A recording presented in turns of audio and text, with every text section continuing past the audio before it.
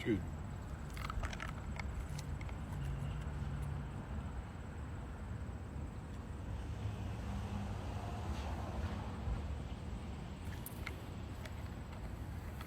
Peace and Black Power, family. It's the Prince of Pan-Africanism, Dr. Umar Johnson. I'm coming to you live and direct, Frederick Douglass Marcus Garvey Academy campus, Wilmington, Delaware. We are here. Make sure y'all donate to help us raise the money so we can get the building completely restored. The building that's right behind me. This is the Honorable Marcus Garvey building. Get your donations in. Get on your Cash App, $ FDMG School. Get on your Cash App, $ FDMG School. Get on your PayPal. PayPal.me/FDMG Academy, PayPal.me/FDMG Academy. You could donate on PayPal now, and you can donate on the Cash App. You could donate on PayPal now, and you could donate on the Cash App. And you can still mail in your donations to the FDMG Academy, P.O. Box 9634, Wilmington, Delaware. P.O. Box 9634, Wilmington, Delaware, 19809. Help us out, brothers and sisters. We do not have enough money to cover the HVAC. We do not have enough money to cover the electric. We do not have enough money to cover the plumbing. We do not have enough money to cover the sprinkler system, the fire alarm. We do not have enough money to cover the security system. We need your help. So please donate. Don't do 10, do 20, don't do 50, do 100, don't do 100, do 200. We need your help. Yes, it is tax deductible. We are a not-for-profit corporation, totally tax deductible. You can claim it on your taxes. Yes, it is. Again, paypal.me/FDMG Academy, paypal.me/FDMG Academy, or cash.me/$FDMG School, cash.me/$FDMG School. So this is what I want to talk about today real quick. I'm not going to keep y'all long. Today is the anniversary of Emmett Till's lynching. Today is the anniversary of the 1964 Philadelphia race riot, North Philly, and today is the anniversary of Dr. King's March on Washington, August 28, 1963. I understand that the Reverend Al Sharpton led a march, a commemoration march in honor of the 1963 March on Washington for economic justice, okay? And much respect to him. But I do want to say this, though. Our black leaders, and I'm not talking about Reverend Sharpton because he's an elder at this point. I don't expect any real grassroots work to be done by an elder, okay? So I'm not laying this criticism at his feet. Jesse Jackson is an elder. Minister Farrakhan is an elder. I'm not laying this burden at their feet or at the feet of anyone else who is an elder. But what I am saying is this. Black leadership must do three things or it cannot be leadership. It must do three things or it cannot be leadership. Number one, it must have a plan of political economic progress that is totally separate, totally independent from any plan that's being put forward for black people by white people. Black leadership must be independent in thought. Black leadership must be independent in action. Black leadership must be independent in position. If your only plan for black people is to lead us to the Democratic Party, if your only plan for black people is to lead us to the Democratic Party, then you're not a leader. If your only plan is to lead us to the Democratic Party, then you're not a leader. If your only plan is to motivate us to vote, then you're not a leader. You must have a plan that is independent of any strategy or tactic that's being pushed by the American white power structure.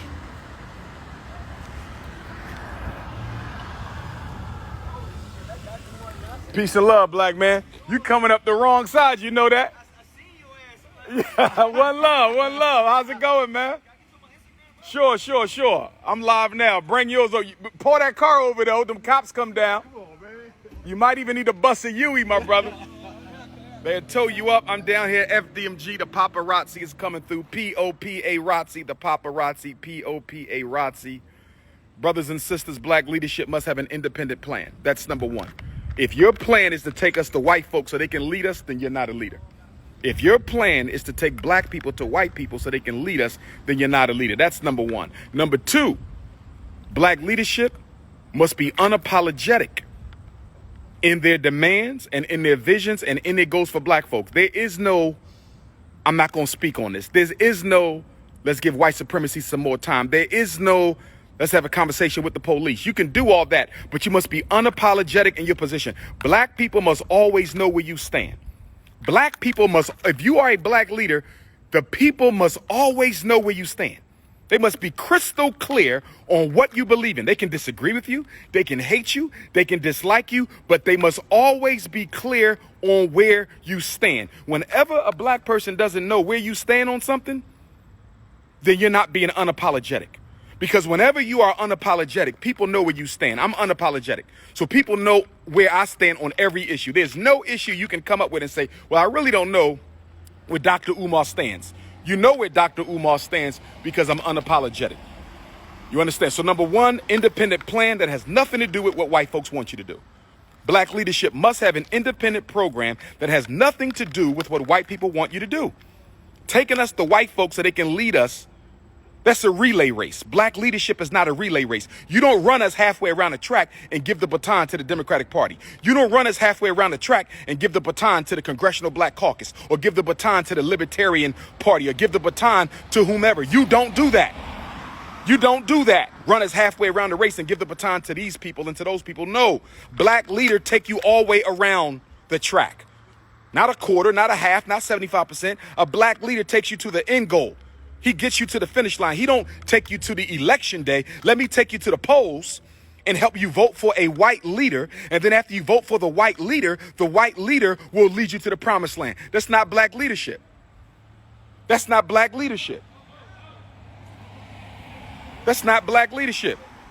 You don't lead me to the election poll and then say the white man going to take it from here. Joe Biden going to take it from here. Kamala Harris is going to take it from here. Black leadership doesn't function like that. So you must have an independent plan. You must be unapologetic. The race must always know where you stand. And number three, you must have an economic system for the people. You must have an economic system for the people.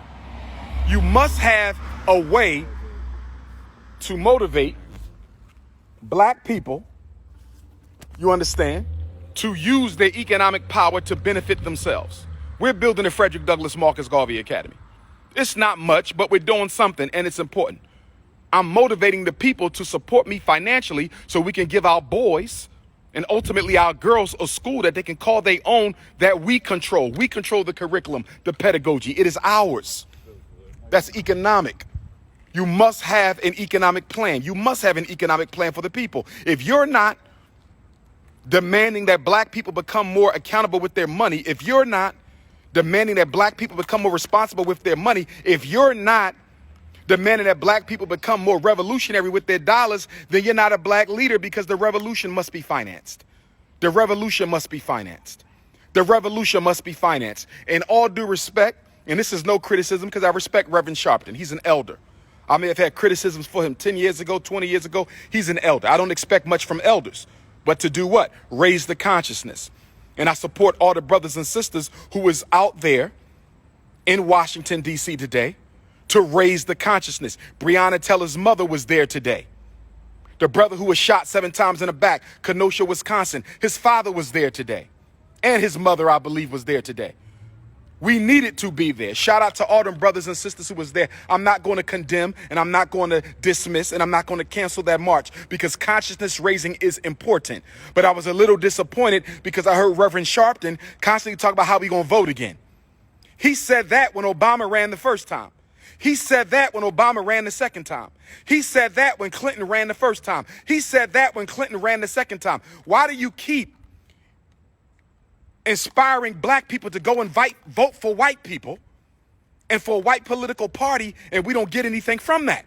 All I kept hearing was, we're going to go vote.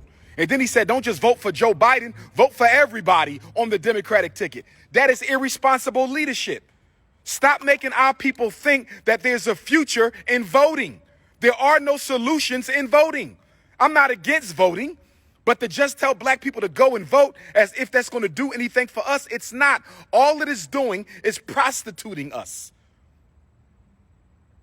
That would turn the black leader, any black leader whose sole purpose in life is to get black people to vote Democrat, is a pimp. and we are the prostitutes. Any black leader whose sole purpose in life is to get black people to go vote is a pimp. You are a pimp for the Democratic Party, and we are your prostitutes. I told you yesterday. Black America is the cheap prostitutes of the Democratic Party. Black America are the cheap prostitutes for the Democratic Party. Whenever they need some cheap votes, they come and call us up. And unfortunately, our black leaders are still brainwashing black people into thinking that if you vote for the Democrats, there will be a new day for black people. Prove it. It didn't happen with Obama. It didn't happen with Clinton. It didn't happen with Jimmy Carter. It didn't happen with Lyndon Baines Johnson. It didn't happen with John F. Kennedy. Why do you keep telling black people that voting is going to change something? Brothers and sisters, that's all I wanted to say today. No disrespect to the Reverend Sharpton. No disrespect to Jesse. No disrespect to the Congressional Black Caucus. Okay, Maxine Waters, I love her to death. All I'm saying is real black leadership has a plan outside of voting. Real black leadership has a plan outside of marching. Real black leadership has a plan outside of protesting. Yes, Martin Luther King marched, he protested, he voted, but he also struggled, and he also organized, and he also met force with force. The vote was not the be-all and end-all for King. Do you understand? The march and the protest was not the be-all and end-all for Malcolm and for the others. You had to also have a political plan, an economic plan, a black improvement plan, a racial uplift plan. I don't see that. All I see is go vote for the Democrats. Brothers and sisters, this is the Prince of Pan-Africanism, King Kong Consciousness, the notorious RBG, the most requested black scholar in the world, Dr. Umar Johnson, signing off from the Frederick Douglass Marcus Garvey Academy. Make sure y'all donate. Help us get the money up. $ FDMG School on your Cash App. $ FDMG School on your Cash App. $ FDMG School on your Cash App. And now you can donate through PayPal. As of yesterday, you can now donate through PayPal. Get on your PayPal. It's paypal.me/FDMG Academy. paypal.me/FDMG Academy. Let's get this school done by New Year's Day, and let's do the Dr. King celebration right here. Let's get the school done by December 1st. Let's do 7 nights of Kwanzaa right here. Let's get the school done by New Year's Day, and let's have 28 days of Black History Month right here, Wilmington, Delaware, Black Community Organizing Capital. That's what it's going to be. The top scholar. Wherever I go, that's where the consciousness movement go. Y'all know how that works. I'm not being arrogant. I'm being honest. Where I be, that where the capital be. That where Wakanda be, and it's going to be Wilmington, Delaware. Harriet Tubman came through here. Bob Marley came through here. Henry Highland Garnett's family, when they ran away from slavery in the 1830s, they came through here. My blood relative, Frederick Douglass, he came through Wilmington, Delaware. So it's only right that I come through Wilmington too. Peace and black power.